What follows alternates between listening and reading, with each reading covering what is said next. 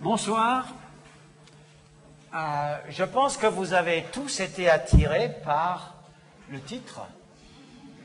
Le titre était une attrape et ce n'est pas du tout le sujet de ma conférence. Mais maintenant que vous êtes là, je vais profiter pour vous retenir, pour vous dire ce que je pense intéressant.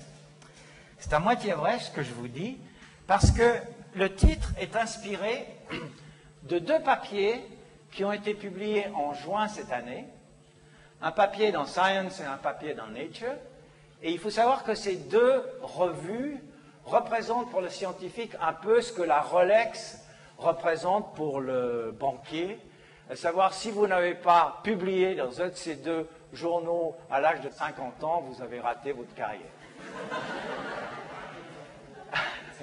Alors, ces deux papiers, en fait, parlent un peu de la même chose, les auteurs ont fait un peu la même chose, et ils parlent du virus de l'influenza, c'est-à-dire des virus de la grippe, et ils parlent d'un certain virus de l'influenza. Et d'autres choses également, mais pour pouvoir saisir un peu l'enjeu derrière ces papiers, j'aimerais vous présenter un peu de biologie des virus et un peu, bien sûr, de biologie de l'influenza. Donc, vous retrouverez ces deux papiers à la fin, au moment où vous aurez été chauffé à bloc, pour comprendre, en fait, ces enjeux. Pour l'instant, il suffit de savoir que ces papiers, avant d'être publiés, ont été soumis à la publication, comme tous les papiers, et au moment où ils ont été soumis à la publication, un comité américain de la biosécurité, donc fédéral américain, a demandé aux auteurs ou a demandé aux journaux de ne pas publier intégralement les données dans ces papiers. Il fallait enlever certains détails clés. Donc, il fallait en fait les censurer. Et la raison en était que ces informations pouvaient induire les mauvais garçons à peut-être répéter l'expérience et peut-être créer un agent qui pourrait être un agent biologique de terrorisme. Alors évidemment, cette action du gouvernement, qui n'a jamais existé auparavant, a soulevé une grande émotion dans la communauté scientifique, et cette émotion allait jusqu'à penser que c'était le premier pas pour que les États viennent maintenant contrôler non seulement le contenu des publications, mais même les recherches faites par les scientifiques. Et vous savez que la libre publication des résultats scientifiques est un des éléments de base de notre avancée scientifique. Ce n'est que parce que les résultats sont communiqués d'individu à individu, de scientifique à scientifique, que la science peut avancer. Donc, c'était un spectre incroyable.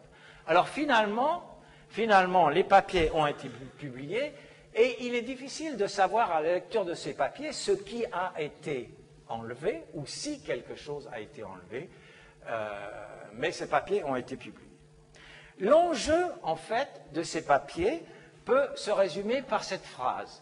Il s'agit d'établissement d'une transmission par voie aérienne d'un virus appelé H5N1 au furet. Alors ceux qui ont compris l'enjeu en lisant cette phrase peuvent aller boire une bière parce qu'ils ne vont rien apprendre de cette conférence. En fait, j'aimerais vous donner des éléments suffisants pour que vous puissiez comprendre cet enjeu. Et pour ça, je vais d'abord vous parler de virus. Et vous allez voir qu'on va essayer d'entrer petit à petit dans la complexité des virus et de leurs propriétés, mais ça va commencer très simplement. Mais d'abord, avant de commencer, il faut quand même un peu d'histoire. Ce virus H5N1 a une histoire. Il est apparu en 1997 sur les marchés de Hong Kong, où il a décimé les populations de volailles qui étaient vendues sur ce marché.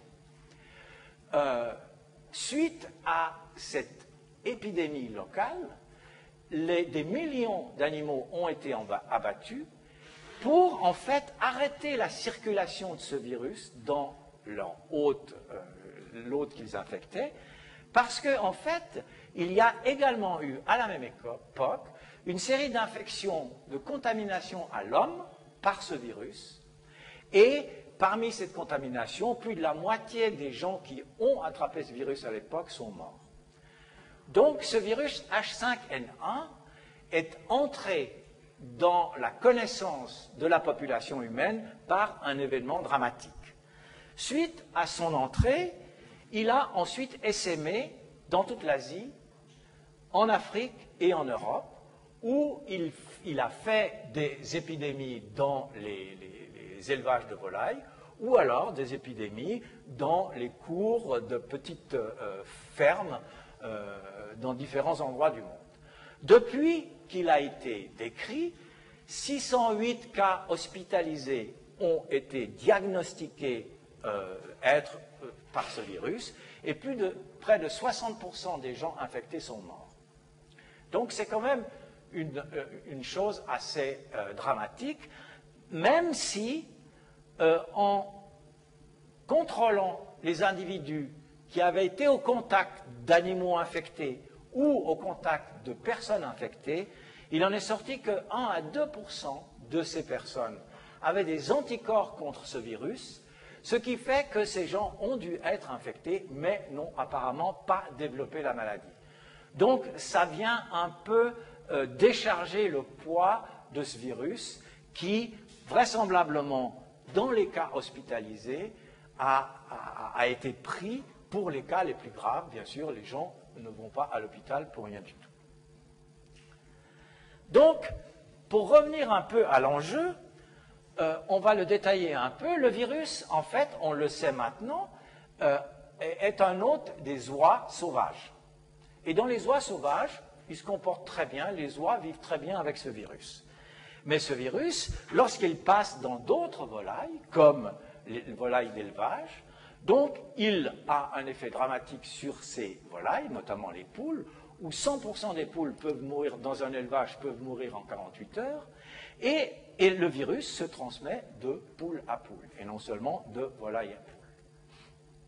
La question était de savoir si, à partir de ces volailles infectées, il est possible, en fait, d'infecter les furets, et non seulement d'infecter les furets, et ça on le savait relativement tôt, mais de se transmettre de furet à furet par voie aérienne, c'est-à-dire par gouttelettes ou aérosol, la voie qui est utilisée par les virus de la grippe de se propager d'homme à homme.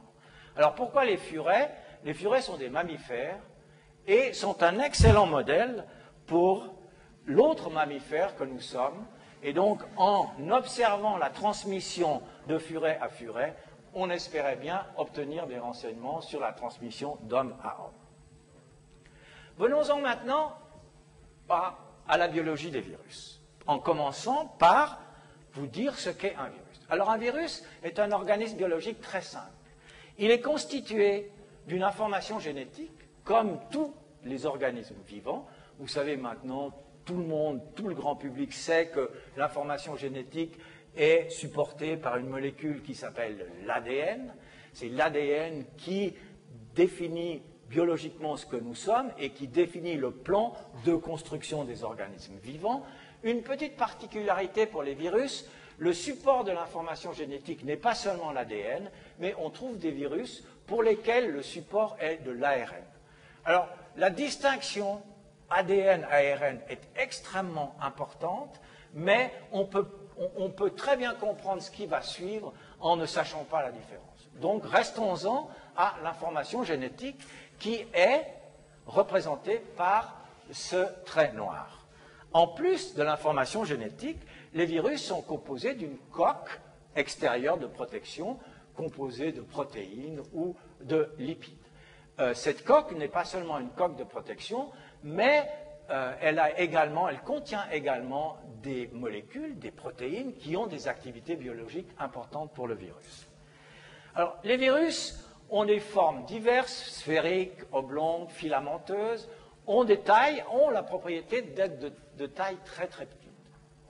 Et une petite animation va vous permettre j'espère. Voilà, une petite animation va vous permettre d'avoir une idée de la taille des virus. Vous avez sur cette animation, vous commencez par quelque chose de l'ordre du millimètre, qui est un grain de café ou un grain de riz. Et regardez là au centre, vous allez voir apparaître petit à petit des objets, un grain de sel, une amibe, on s'approche encore, et là on a la dimension d'une cellule de la peau. Cette dimension est conforme aux cellules que l'on va voir tout à l'heure en relation avec les virus. Vous voyez là l'ovule humain et le spermatozoïde, un peu minable à côté, et on continue à agrandir, et là on est dans l'ordre du millionième de mètre. On est parti du millimètre, du millième de mètre, et là on est dans l'ordre du millionième de millimètre, donc 30 microns, en gros le diamètre d'une cellule.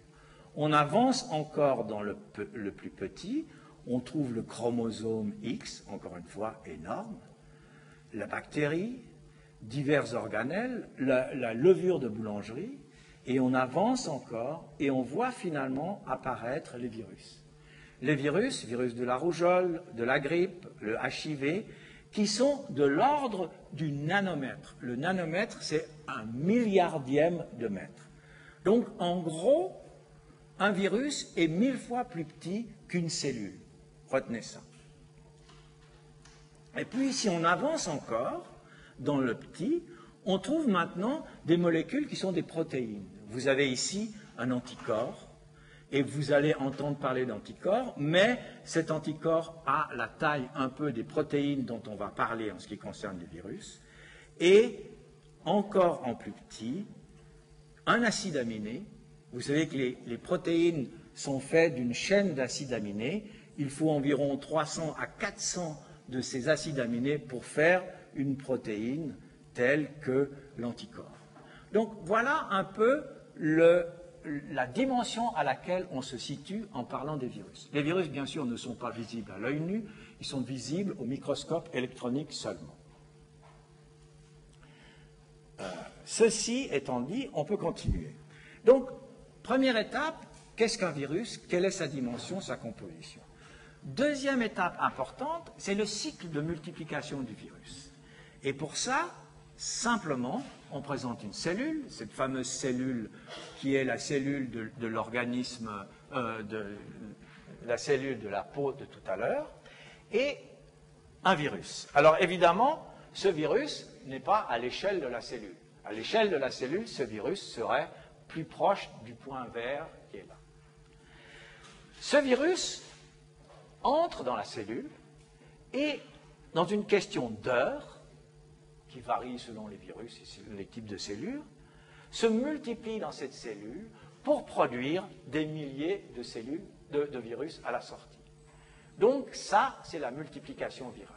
Un virus est suffisant pour enclencher la multiplication de virus et plus de 1000 à 10 000 virus sortent de cette cellule. Alors, qu'est-ce que ça signifie au niveau des virus? Ça signifie que les virus se multiplient en multipliant ou en faisant multiplier par la cellule des milliers de fois ces différents composants. Et bien sûr, ces composants sont faits par la cellule en fonction du plan de l'information génétique contenue dans le génome du virus. Bien sûr, non seulement les composants du virus protéique, mais les génomes viraux doivent être multipliés, puisque un génome entre avec un virus et des milliers de génomes sortent avec un virus, donc des milliers de génomes doivent être fabriqués dans la cellule. On dit que les virus, pour ces raisons, sont des parasites cellulaires obligatoires. Un virus ne va jamais se multiplier dans le tiramisu que vous avez oublié dans votre frigo, comme le font ces méchantes salmonelles. Le virus doit, pour se multiplier, infecter une cellule et prendre à son profit toutes les fonctions cellulaires de manière à ce que ces fonctions produisent en grand nombre, sous l'information génétique du génome viral, les composants des virus qui vont ensuite s'assembler. Le virus, en tant entités biologiques comme particules virales présentées ici ne se retrouvent pas en fait dans la cellule, se retrouvent dans le milieu extracellulaire seulement, lorsqu'il est transmis de cellule à cellule ou d'organisme à organisme. Et en général, les cellules qui sont infectées et qui participent à cette multiplication finissent par mourir pour une raison ou pour une autre, directe ou indirecte, et c'est la base de la maladie que produisent les virus. Les virus infectent les cellules, les détruisent. Évidemment, si suffisamment de cellules dans un tissu sont détruites, eh bien, la maladie apparaît. Et en ce qui concerne les virus de la grippe, les virus infectent les cellules de l'épithélium respiratoire et en détruisant cet épithélium, provoquent la maladie que l'on connaît sous le nom de grippe. Parlons maintenant d'un peu plus proche des virus de la grippe. En fait, on en connaît de multiples. Et pour une diapositive de classification, on connaît les virus de type A. Ces virus de type A, il y en a de très nombreux, on va s'y atteler un peu par la suite, et ces virus sont responsables d'épidémies ou de pandémies, une pandémie étant une infection à l'échelle de la planète, et chez les animaux et chez les humains. C'est une des propriétés des virus dans cette catégorie qu'est le type A. En plus, il existe des virus de l'influenza de type B, et là, on trouve uniquement des virus humains qui sont responsables d'épidémies. Et un troisième type, le type C, qui est un virus humain également, dont on ne parle pas beaucoup parce qu'il n'est pas responsable de pathologie. Il se multiplie dans la population et nous avons probablement tous été infectés par ce virus, mais sans que l'on subisse des symptômes. En général, quand ça arrive, l'intérêt pour la recherche sur ce genre d'organisme diminue exponentiellement avec l'absence d'effet qu'il peut avoir sur les organismes vivants. On va essentiellement parler des virus de type A, et vous allez comprendre pourquoi. Alors voilà, ce virus de type A se complexifie un peu. Vous avez déjà vu apparaître des structures à l'extérieur du virus dans la diapositive précédente. Maintenant, on les nomme. On les nomme, il s'agit de protéines, il y en a deux différentes, et une protéine s'appelle HA et une autre s'appelle NA. Plus tard, ces HA vont devenir des H et ces NA vont devenir des N, mais c'est de là que H et N viennent. Ces HA et ces NA sont des protéines externes et elles ont un rôle dans le cycle de multiplication des virus. HA a un rôle dans l'entrée du virus dans la cellule et NA a un rôle au moment où les virus ressortent de la cellule dans lesquelles ils se sont multipliés. Donc, le rôle de HA et de NA. Vous voyez là un virus et une cellule, et vous voyez que en face de HA, cette cellule présente ce qui est appelé un récepteur pour le virus. Et pour que le virus entre, il faut qu'il y ait une reconnaissance très étroite et très spécifique entre la molécule ou le composant de la cellule que le virus reconnaît et le composant du virus qui a évolué pour reconnaître ce composant. Donc, le virus n'entre pas dans n'importe quelle cellule, n'importe comment, juste parce qu'il a l'opportunité de la rencontrer. Il n'entre dans les cellules que lorsque ces cellules ont à leur surface un récepteur qui n'est pas là qui est là pour d'autres raisons, bien sûr, mais que le virus a évolué à reconnaître de façon spécifique. Cette liaison est très spécifique. Le virus peut entrer, ce qu'il fait. À l'intérieur, il reste uniquement du virus l'information génétique au départ. Cette information génétique est exprimée, on revient au cycle de multiplication, les composants viraux sont synthétisés, sont assemblés et les virus ressortent. Mais le virus qui ressort de cette cellule dans laquelle il est entré, bien sûr, a à la surface toujours les mêmes récepteurs que le virus a vus à l'entrée. Et donc les virus qui sortent ont tendance à rester accrochés à ces récepteurs par le même mécanisme avec lequel le virus s'est accroché pour entrer. Et ça, ce n'est pas très bon pour les virus, parce que les virus ont besoin, dans leur survie, d'infecter constamment de nouvelles cellules non infectées. Et donc, la deuxième activité de NA intervient maintenant, et là voilà, c'est une activité qui va maintenant couper le récepteur et qui va permettre au virus de s'en aller de la cellule qui l'a produit et d'infecter d'autres cellules et de continuer sa vie de virus. Alors, en plus de ce rôle qu'ont ces protéines dans le cycle de multiplication virale, ces protéines sont aussi importantes, mais du point de vue de l'hôte infecté. Vous savez que l'hôte infecté, lorsque l'hôte détecte un intrus, qu'il soit virus, bactérie ou allergène quelconque, l'hôte réagit dans un mécanisme de défense, et ce mécanisme de défense a certaines propriétés.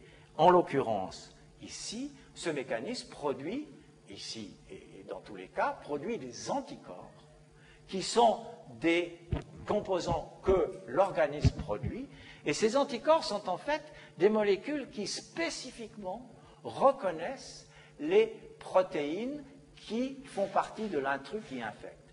Ils les reconnaissent d'autant mieux que ces protéines sont à l'extérieur du virus et sont directement vues par ce système de défense comme des agents à neutraliser.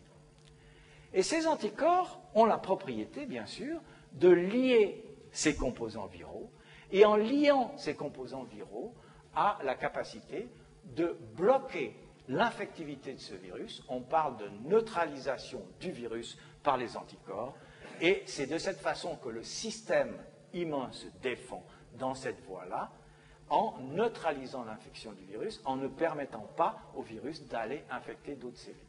Les infections commencent toujours par très peu de cellules infectées. Si le virus n'a pas la propriété de se répandre dans l'organisme infecté, il ne va pas faire de maladie. Donc, maintenant, on en vient à des distinctions un peu plus subtiles. Donc, ces anticorps sont extrêmement spécifiques et réagissent contre des propriétés très particulières de ces protéines. Soit un virus 1.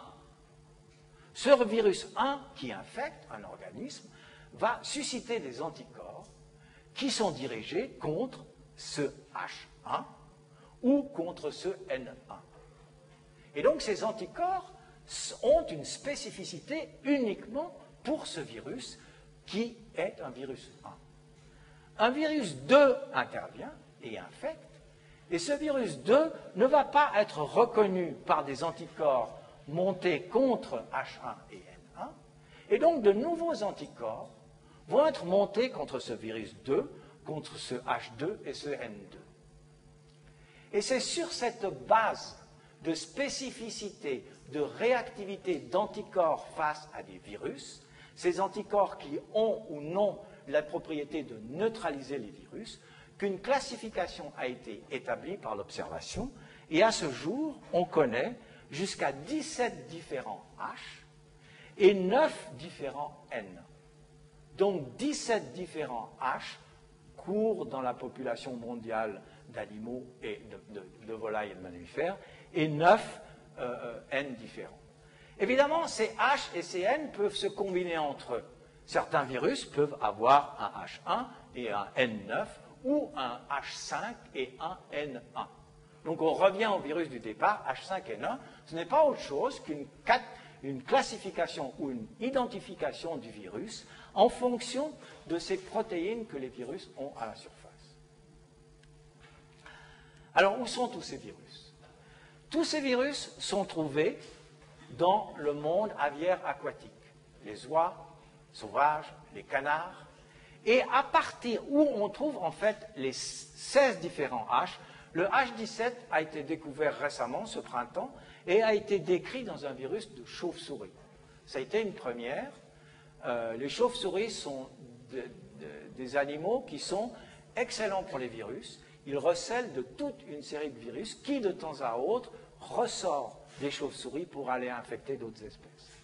Mais ces virus dans la nature se trouvent essentiellement dans les oiseaux aquatiques, et à partir des oiseaux aquatiques, ont infecté d'autres oiseaux qui volent et qui ne sont pas aquatiques, des volailles d'élevage, des mammifères, dont l'homme, et le cochon qui est un hôte un peu particulier, et on va le voir.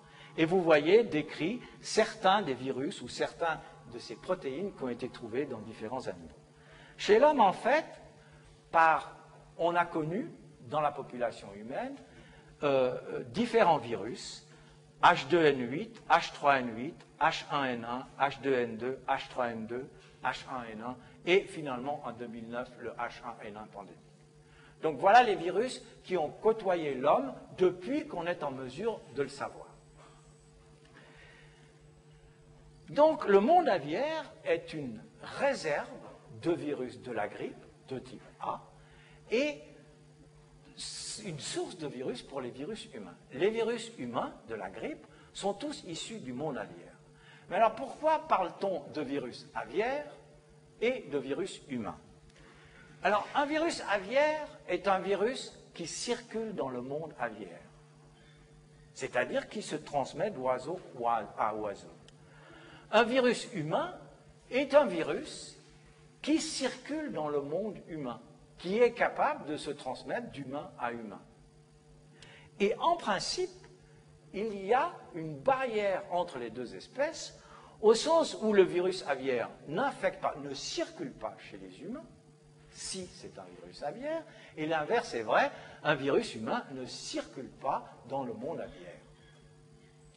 Parfois, un virus fait le saut du monde aviaire dans le monde humain, et lorsqu'il fait le saut, il devient un virus humain au sens où il se propage d'humain à humain. Le virus H5N1 dont il était question est un virus aviaire et reste un virus aviaire. Lorsqu'il infecte par accident un individu humain, il est produit dans cet individu, mais n'infecte pas d'autres individus humains. Il reste un virus aviaire avec les propriétés d'un virus aviaire que l'on va voir. Il faut distinguer, effectivement, le virus humain ou le virus aviaire du virus qui occasionnellement apparaît chez l'homme. Et c'est l'exemple que je viens de vous donner. Le H5N1 reste un virus aviaire, même s'il peut infecter l'homme, mais il ne se propage pas d'homme à homme. Donc, le virus aviaire, pour passer dans la population humaine, doit franchir une barrière qui est la barrière d'espèce. Quelle est-elle, cette barrière d'espèce? Vous avez ici un virus aviaire, et ce virus aviaire, on le sait maintenant, reconnaît un récepteur sur la cellule aviaire et peut infecter une cellule aviaire. Le virus humain reconnaît également un récepteur, cette fois sur la cellule humaine, mais vous voyez en fait que ce récepteur n'est pas le même. En fait, c'est le même, mais il est tourné différemment. Et c'est exactement ce qui se passe. Le récepteur, dans les deux cas, est la même molécule, un acide N-acétylneuraminique, mais cette molécule est présentée différemment, si bien que le virus aviaire, voilà, le virus humain peut infecter, le virus aviaire peut infecter sa cellule aviaire, je suis un peu en retard, mais le virus aviaire ne peut pas se fixer sur la cellule humaine pour l'infecter, parce que le récepteur cellulaire n'est pas reconnu par HA du virus aviaire.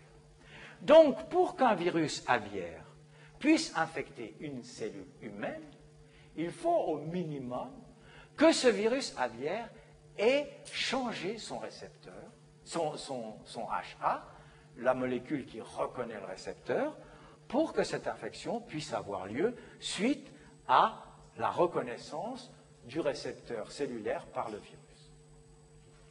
Donc, il faut, pour qu'un virus passe dans le monde, du monde aviaire dans le monde humain, il faut qu'il y ait une adaptation du récepteur.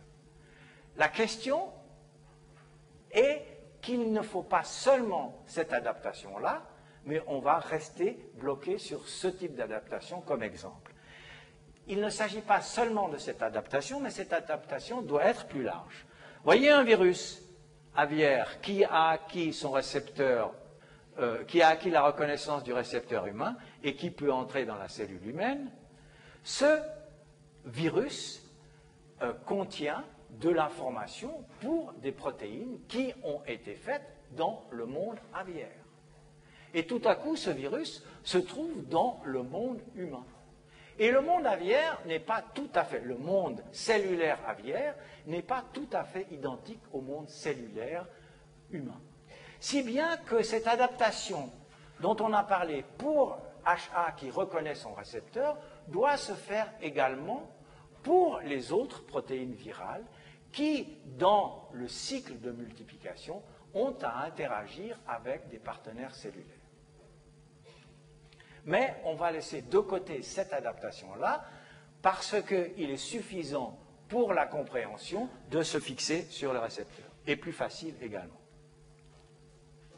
Donc, le virus doit en quelque sorte s'adapter, adapter ses protéines au virus, à l'environnement cellulaire humain pour que ce passage puisse se faire de façon complète. Alors, quel est le mécanisme de cette adaptation? Donc, on sait maintenant que les virus doivent s'adapter pour franchir la barrière. Quel est le mécanisme de cette adaptation?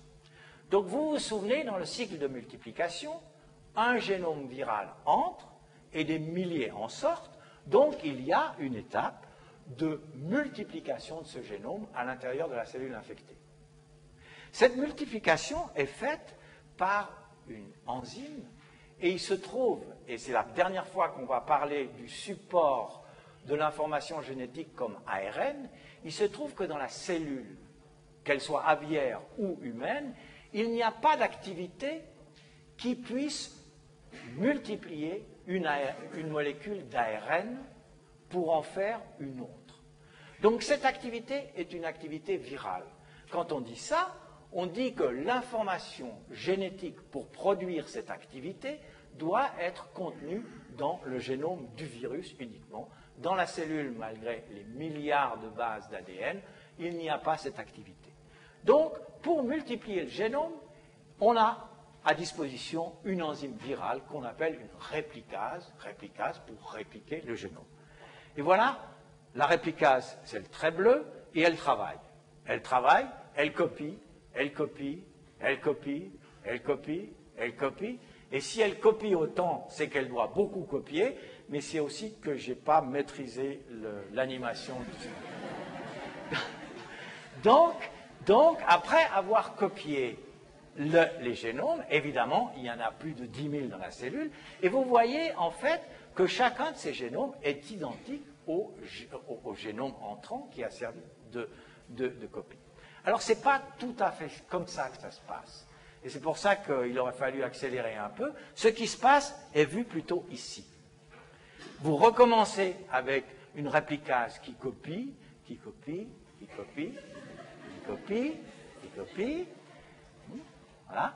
Et le résultat n'est pas tout à fait le même et vous allez le voir dans un instant. Le voilà.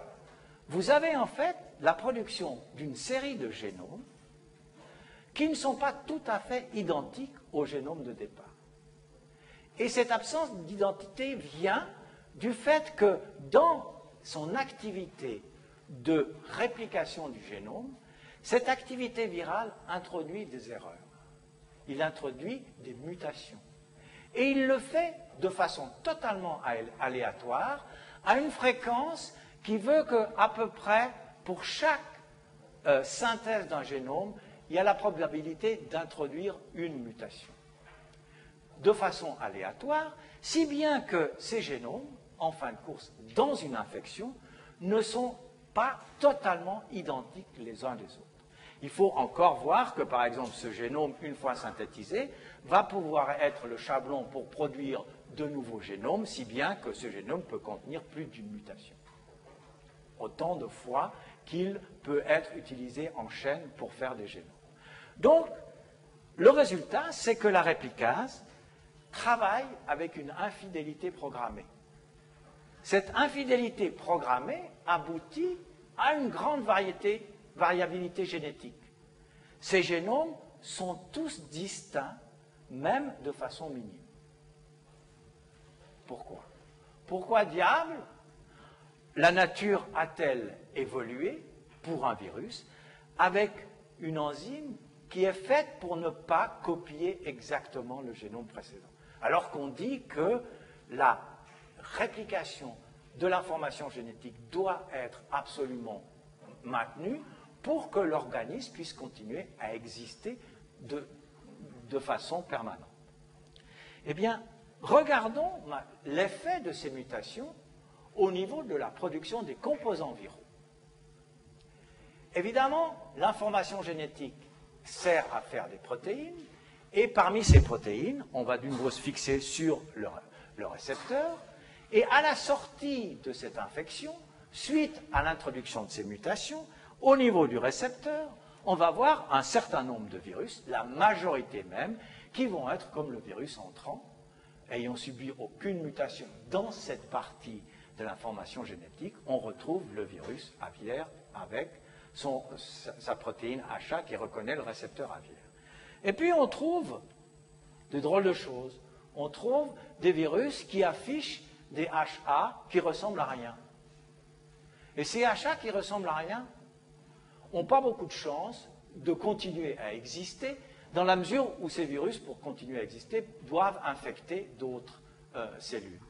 Et puis, il existe une autre catégorie de virus qui portent à leur surface des HA qui s'approchent et qui peuvent contenir la capacité à reconnaître le récepteur humain.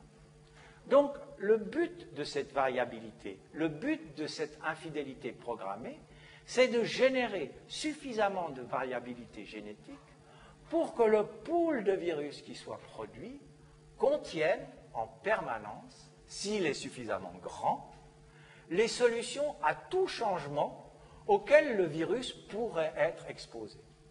C'est une garantie pour le virus de pouvoir continuer à exister dans la mesure où le virus ne maîtrise rien du tout, c'est-à-dire ne maîtrise pas les conditions qu'il a besoin pour survivre. Il a développé cette capacité d'adaptation qui passe par une grande variabilité génétique. Mais ce n'est pas tout. Mais ce n'est pas tout. Et là, on va voir maintenant un virus, toujours le virus de l'influenza, mais avec un peu plus de détails. On retrouve toujours à la surface le HA, et vous voyez tous les jaunes, les molécules jaunes sont des HA, et des NA, les molécules vertes sont des NA. Mais ce qui a changé à l'intérieur, c'est la façon de présenter le génome. Jusqu'à maintenant, le génome était présenté en un seul segment. En fait, pour les virus de l'influenza, le génome est composé de plusieurs segments. 8 en tout pour les virus de type A. Et chaque segment, en fait, contient l'information génétique pour faire une protéine. Et par exemple, le segment 4 contient l'information pour faire le HA. Et le segment 6 contient l'information pour faire le NA. Cette propriété d'avoir un génome segmenté donne à ces virus une capacité de changement supplémentaire. Soit maintenant un virus aviaire et un virus humain qui infectent une même cellule.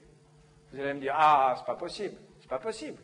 Puisque cette cellule peut avoir soit le récepteur humain, soit le récepteur aviaire.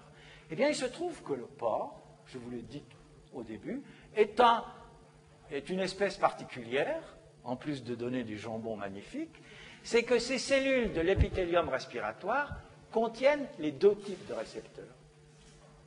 Donc, ces cellules peuvent être infectées soit par des virus aviaires, soit des virus humains.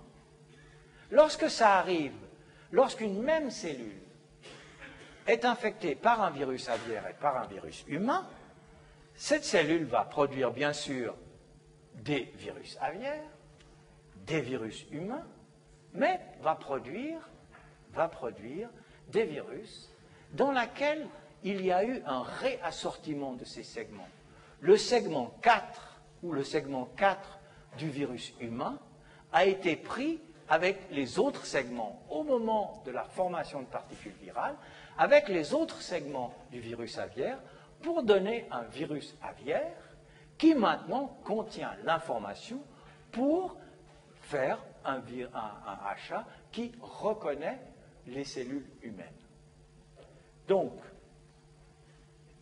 et ce réassortiment, évidemment, ne se fait pas seulement entre les segments qui codent pour HA, qui produisent les protéines, qui permettent de produire HA et NA, mais avec tous les autres segments, si bien qu'on peut avoir 256 possibilités de virus par des phénomènes de réassortiment.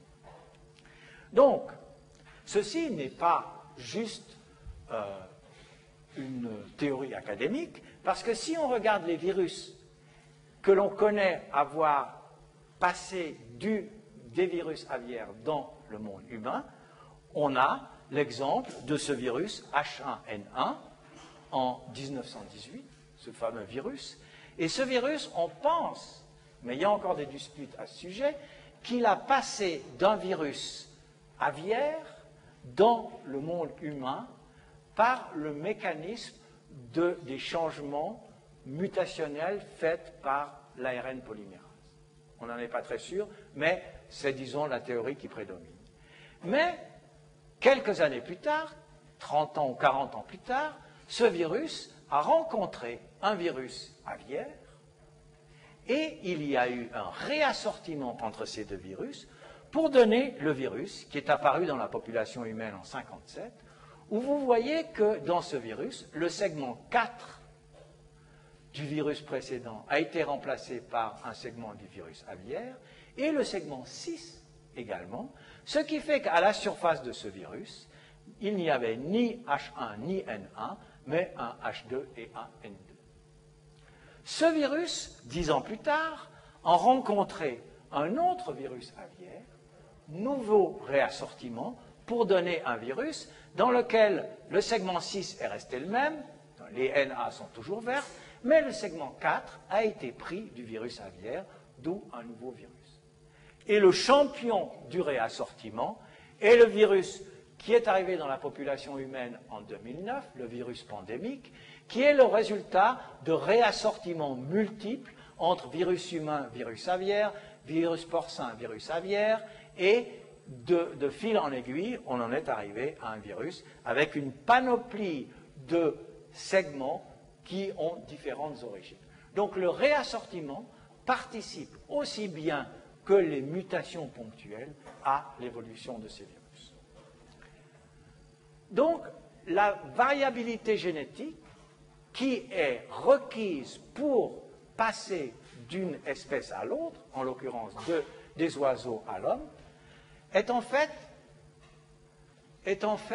construit par des mutations lors de la réplication du génome et par les réassortiments. Et ce qui explique la grande diversité des virus de type A. Mais ça n'est pas tout. Un élément supplémentaire est le suivant. Revenons à la production du virus suite à l'introduction de mutations par la polymérase qui a donné la production de ces différents virus qui ont des récepteurs qui ne sont plus conformes aux récepteurs aviaires.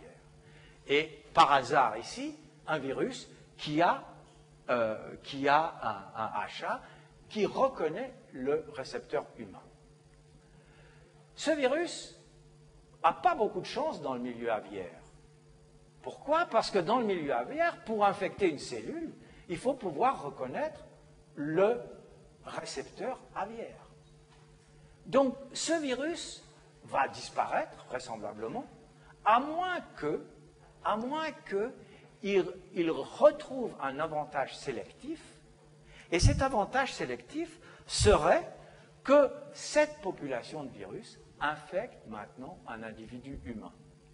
Donc, en plus de la production des variants en permanence, il faut, pour que les virus évoluent, un avantage sélectif qui donne à ces virus variants qui sont d'ailleurs très minoritaires, parce que par rapport à la grande majorité qui est bien adaptée au monde aviaire, ces variants sont toujours produits en nombre infime. On parle de 1 sur 10 000. Et donc, l'avantage sélectif doit pouvoir exister pour que ces virus puissent sortir de l'anonymat. Et dans ce cas-ci, l'avantage sélectif serait que cette population de virus infecte un humain, et alors tous les autres virus qui sont adaptés au monde aviaire disparaissent, et celui-là va sortir comme un virus humain. Donc, avantage sélectif nécessaire. Un autre avantage sélectif dont on peut parler est aussi important pour l'évolution de ces virus. Il s'agit en fait d'un virus, du phénomène qui veut que chaque année, les virus de la grippe passent et font des épidémies. Comment se fait-il que chaque année, les virus de la grippe font des épidémies, sachant que lorsqu'un virus infecte un hôte ou une population, cette population produit des anticorps et ces anticorps vont se fixer sur le virus et neutraliser son infectivité. Donc, une première année, le virus vert apparaît, bien sûr, les anticorps sont produits dans la population, mais l'année suivante, les anticorps sont présents dans la population. Le virus revient, et le virus n'a pas beaucoup de chance. Sauf que maintenant, vous savez que dans cette population de virus produite, il y a un virus variant, et vous voyez la couleur du vert a changé, un virus variant qui est là en faible quantité, parce que c'est un variant qui est produit à faible multiplicité, mais ce variant a un avantage sélectif énorme, parce que ce variant, lorsqu'il rencontre ces anticorps ne le reconnaissent pas. Donc ce virus va devenir le virus qui va faire l'infection l'année suivante. Et bien sûr, l'année suivante, il va y avoir des anticorps contre ce virus qui vont être produits. Donc l'année d'après, ce virus va être bloqué, mais déjà, dans cette population de virus, il y a le variant suivant. Donc cette force de sélection, c'est la force de sélection apposée à la possibilité de mutation qui fait que les virus épidémiques peuvent infecter année après année la population humaine. Le même problème arrive avec le vaccin. Le vaccin fait la même chose, fait une production d'anticorps, mais le virus finit par échapper aux anticorps produits par les vaccins. Donc, alors, encore une chose, si un virus maintenant arrive dans une population humaine, une population d'hôtes, où il n'était jamais présent, c'est-à-dire où le taux la présence d'anticorps n'a jamais vu ce virus, évidemment que ce virus a la voie royale sur toute la planète, et c'est un virus qui fait une pandémie qui se répand sur toute la planète.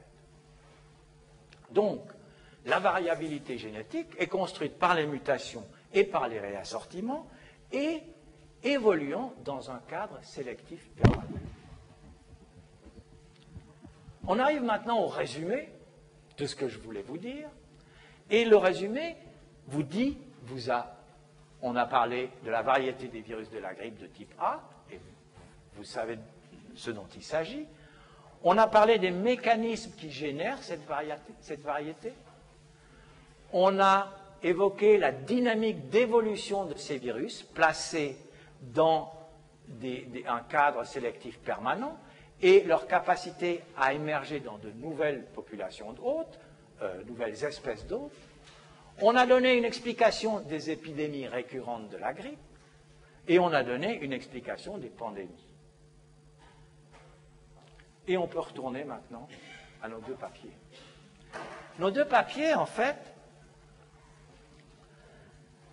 dans les deux papiers, les auteurs ont fait la chose suivante. Ils ont pris le virus aviaire, H5N1, et ils ont pris un virus humain, H1N1. Et ils ont produit en laboratoire ce que la nature fait. Tout ce qu'on a vu jusqu'à maintenant se fait dans la nature, mais les virologistes savent faire les réassortiments, savent introduire les mutations dans le génome des virus, et ces virologistes ont fait la chose suivante. Ils ont généré un réassortant humain dans lequel le segment 4 du virus aviaire a été mis, celui responsable de la synthèse de HA, et ils ont fait un H5N1 avec un récepteur humain, non pas par la vertu de ce segment qui code pour un récepteur aviaire, mais par des mutations qu'ils ont rajoutées et qu'ils pensaient être aptes à changer le récepteur. Ce virus a ensuite été introduit dans le furet, qui est le remplaçant de l'homme dans l'expérience, et ce virus ne se propage pas de furet à furet. Ce n'est pas un problème, on va prendre le virus de ce furet, on va l'introduire mécaniquement dans le furet suivant, et dans le furet suivant, jusqu'au moment où un furet a été capable de produire un virus qui a infecté un furet, non pas par injection mécanique, mais par transfert par aérosol. Et ce virus est capable maintenant de se transférer de furet à furet. Donc, la raison pour laquelle ces gens ont fait ça, c'est pas seulement pour faire un exploit, mais parce qu'il y avait pas mal de connaissances qui étaient issues de la comparaison des protéines d'un virus aviaire versus des protéines d'un virus humain. Et en comparant ces différentes protéines, une cartographie de signature humaine ou aviaire a été établie, et les gens qui ont fait, ces chercheurs qui ont fait ces expériences, voulaient tester pour savoir si les signatures qui avaient été attribuées au virus aviaire ou au virus humain pouvaient être changées de façon à passer d'un virus aviaire à virus humain. On parle uniquement ici de HA qui a été fait dans l'expérience. Donc, le but de l'expérience, l'enjeu de l'expérience était en fait celui-là. Alors, qu'est-ce qu'ils ont produit? Ils ont produit, ils ont réussi tous les deux à produire un virus, à produire un virus qui infecte le furet de furet à furet par aérosol, et ils ont trouvé que peu de mutations étaient nécessaires pour le faire. 3, 4, 5 mutations étaient nécessaires. Un groupe a trouvé que le virus qui se transmet par aérosol est très pathogène pour les furets, pathogène de façon égale à ce virus aviaire chez les volailles, et un autre a produit un virus qui n'était pas pathogène, pas plus pathogène qu'un virus épidémique habituel. Les questions qui restent, c'est est-ce que les virus se propagent d'humain à humain? On n'a pas la réponse à cette question, et il faut espérer qu'on ne l'ait pas de cette façon. Une autre question qui se pose, c'est est-ce que, suite à ces expériences, on peut prédire les changements qu'il va falloir que le virus aviaire acquiert pour pouvoir se multiplier dans le monde humain? Et la réponse est vraisemblablement pas. Et la dernière question que je vous laisse avant de vous en aller, est-ce qu'il faut censurer, contrôler, interdire ce genre de recherche qui potentiellement peuvent créer des virus dangereux? Inutile de dire que tous ces virus ont été faits, ont été construits dans des enceintes protégées qui prévenaient toute propagation de ce virus à l'extérieur. Voilà. Je pense que vous avez à peu près tous les éléments à votre disposition pour comprendre si une fois un enjeu de société va vous être présenté et si un choix de société va être fait sur ce sujet, eh bien, vous comprendrez, j'espère, ce dont il s'agit. Donc, c'est la fin de la conférence, mais vous vous doutez bien que ce n'est pas la fin de l'histoire. Les virus aviaires, plus les virus aviaires se rapprochent du monde humain, et plus la probabilité qu'un virus aviaire passe dans le monde humain est importante. Voilà, je vous remercie.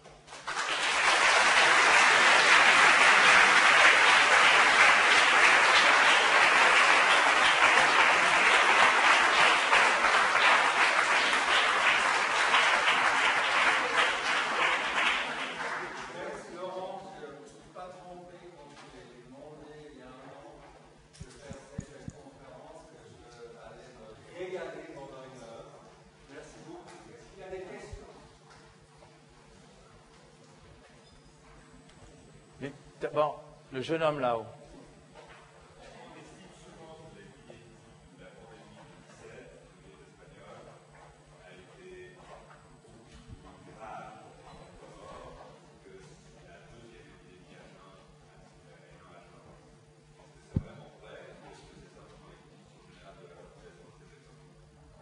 Alors, la question c'est, est-ce que le virus de 1918 a tué autant de personnes, plus de 50 millions de personnes, à cause des conditions? Et les conditions, c'est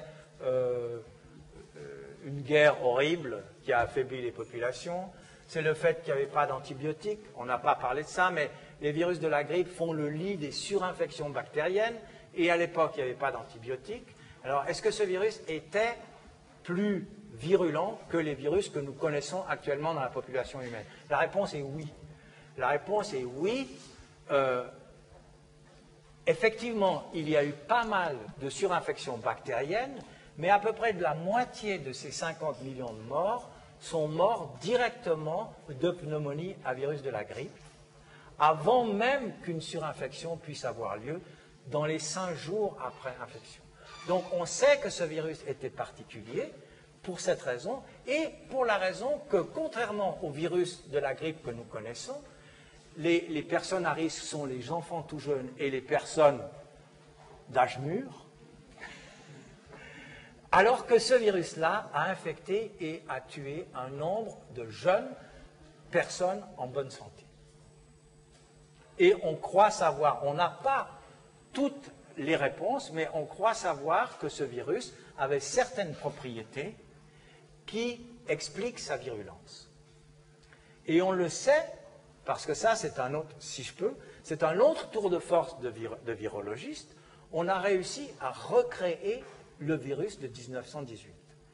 Le premier virus de la grippe qui a été isolé, c'était 1930.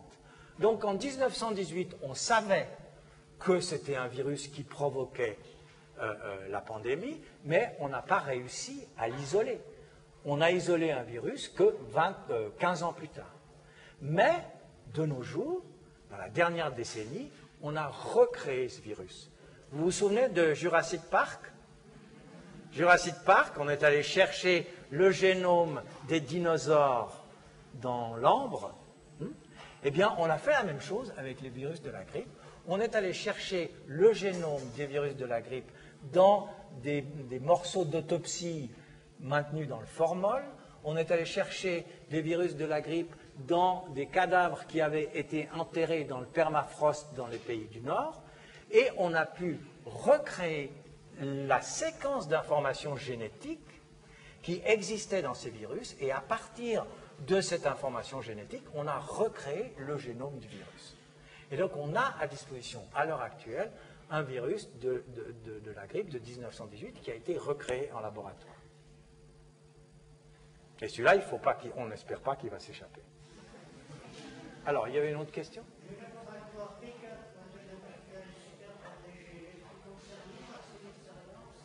Alors, le laboratoire P4 non, on ne pourrait pas faire ce genre d'expérience dans le laboratoire P4 ici, parce qu'il est conçu pour faire des analyses biologiques de premier recours. Mais il n'est pas conçu pour construire un virus de ce type-là. Ça se fait dans les laboratoires où les gens travaillent avec des scaphandres et où il y a à disposition toute une panoplie d'équipements qui n'existent pas ici. Oui.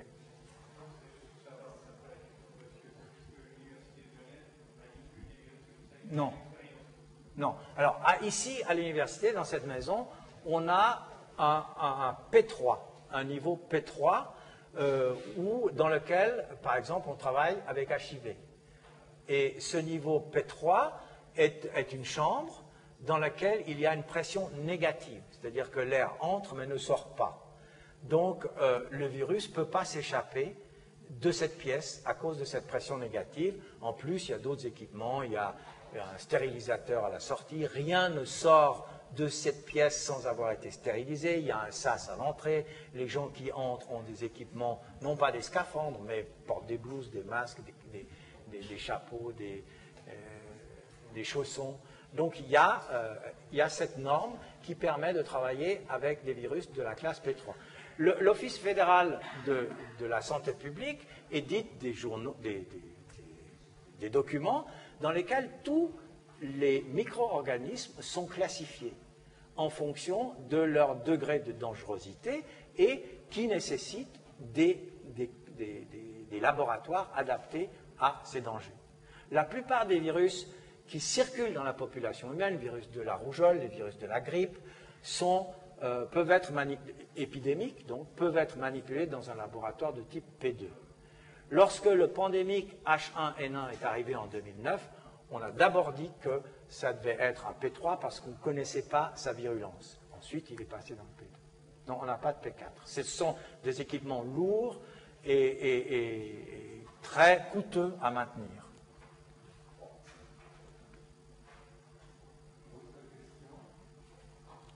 Oui. Professeur, merci beaucoup pour votre liberté et également vous avez parlé de la question des pics. Oui. Qui peut recevoir des aviaires. Donc, si on peut par absurde imaginer au monde sans corps, vous savez des sous-populations, qu'est-ce que ça arrive on s'est propagé plus lentement, il trouve notre os. Oui, alors, le porc, de part. Alors, j'ai beaucoup simplifié les choses, d'accord? Mais le porc reste ce qu'on appelle en anglais un vaisseau de mixage, un mixing vessel, c'est-à-dire un endroit où les virus aviaires et humains peuvent se rencontrer. Si le monde était sans porc, ou si on générait des porcs qui n'avaient que des récepteurs porcins et pas de récepteurs aviaires et humains, que feraient les virus de la grippe? Vraisemblablement, les virus pourraient quand même passer du monde aviaire au virus au humain, même sans passer par le porc. On pense par exemple que H1N1 de 1918 a transité directement du monde aviaire au monde humain, qu'il s'est multiplié dans le monde humain à très bas bruit pendant des années, avant d'acquérir l'adaptation qui lui permette de se multiplier très efficacement dans l'humain. Donc, cette adaptation des virus de la grippe peut même se passer du vaisseau intermédiaire de mixage. Mais j'espère qu'on ne va jamais avoir un monde sans porc. Super bien. Ou alors il faut remplacer par un jambon, je ne sais pas, d'autruche. Oui. Pardon?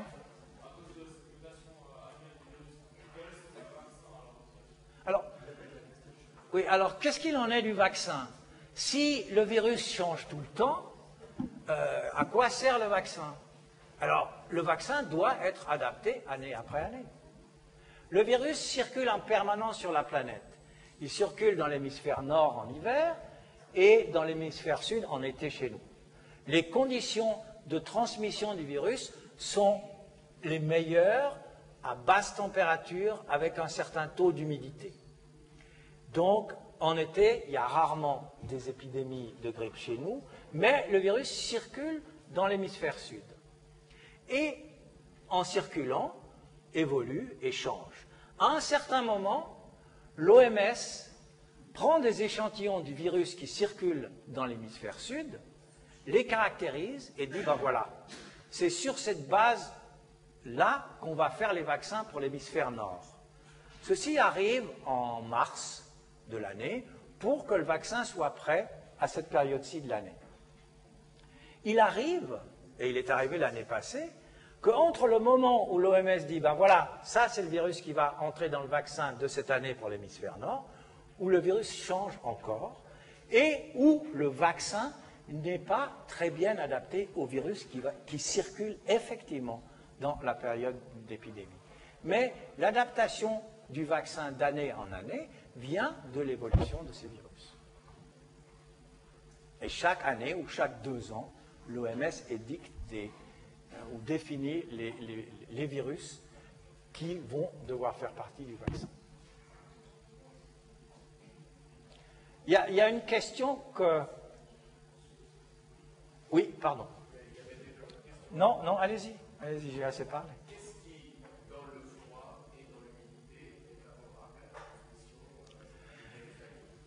Alors, il y a...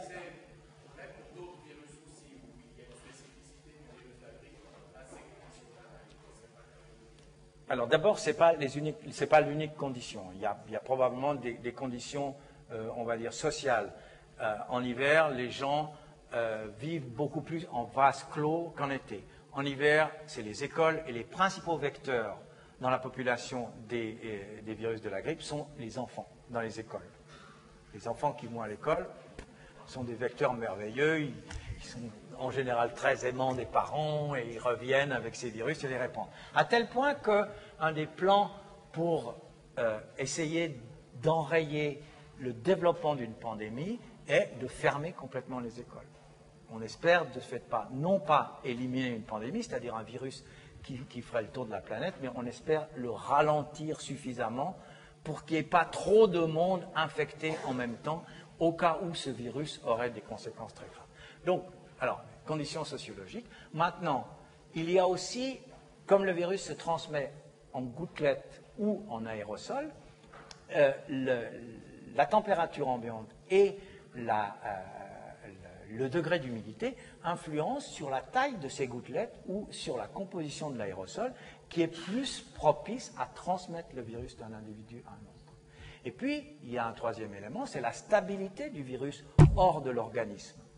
À un certain moment, le virus quitte l'organisme infecté pour se transmettre, et les virus sont plus ou moins stables dans ce milieu extra-organisme, ce milieu extérieur, et une température faible, une température basse est plus propice à la survie d'un virus dans le milieu extérieur qu'une température haute. Mais on n'a pas de réponse absolue à cette question.